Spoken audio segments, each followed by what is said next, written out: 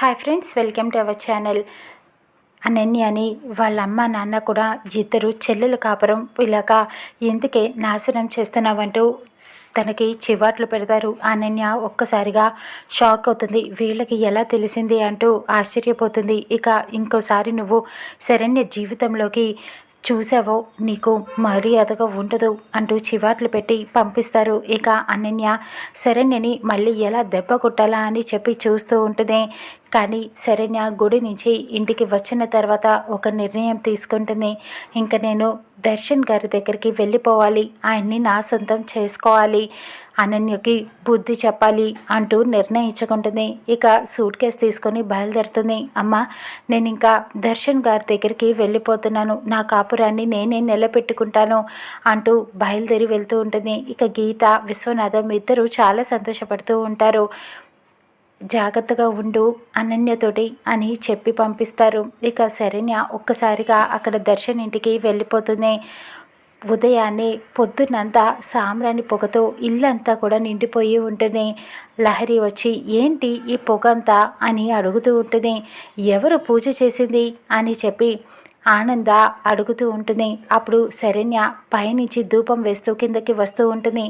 నేనే అత్తయ్య అంటూ అందరూ శరణ్యని చూసి ఒక్కసారిగా షాక్ అవుతారు. అనన్య అయితే అలా చూస్తూ ఉండిపోతుంది ఆశ్చర్యంతో. ఆనంద మాత్రం చాలా సంతోషపడుతూ ఉంటుంది. శరణ్య, నువ్వు వచ్చేసావా అంటూ అడుగుతూ ఉంటుంది. ఇక హారతి తీసుకోండి అంటూ తీసుకువచ్చి దేవుడి హారతి అందరికీ ఇస్తూ ఉంటుంది. శరణ్య ఆనంద హారతి తీసుకుంటుంది. ఇక తర్వాత లీలావతికి కూడా ఇస్తూ ఉంటుంది. కానీ లీలావతి ఏమీ మాట్లాడకుండా అలా మౌనంగా నుంచొని పోయి ఉంటుంది. మీ కన్న కూతురు అనుకొని నన్ను క్షమించండి అత్తయ్య అంటూ అడుగుతూ ఉంటుంది. కానీ లీలావతి కోపంగా చూస్తూ ఉంటుంది.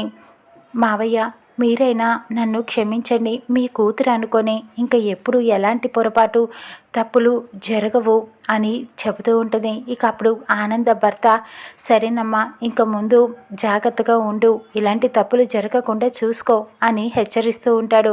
సరే నువ్వు లోపలికి వెళ్ళమ్మా అని చెబుతూ ఉంటాడు. ఇక శరణ్య చాలా సంతోషపడుతూ ఉంటుంది. దర్శన్కి కనిపించావా అంటూ ఆనంద అడుగుతూ ఉంటుంది.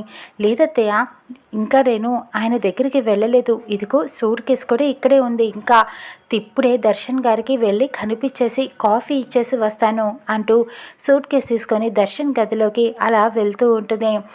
అనన్య అయితే అలా షాకింగ్తో చూస్తూ ఉండిపోతుంది.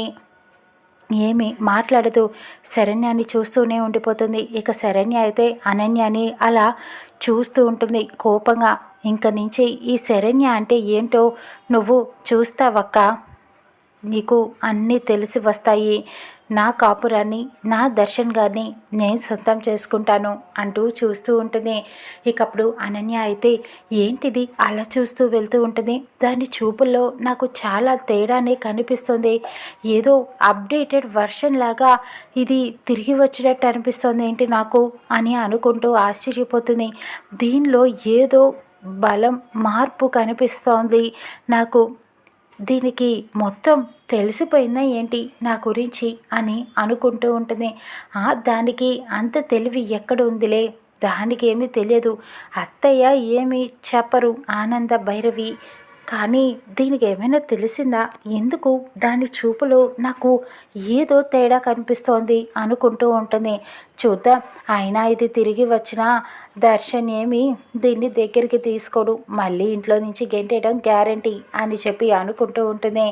ఇక దర్శన్ దగ్గరికి వెళ్ళిన శరణ్యని దర్శన్ ఏం చేస్తాడు, మళ్ళీ గెంటేస్తాడా, శరణ్య ఎలా బదులు తీర్చుకుంటుందో చూద్దాం.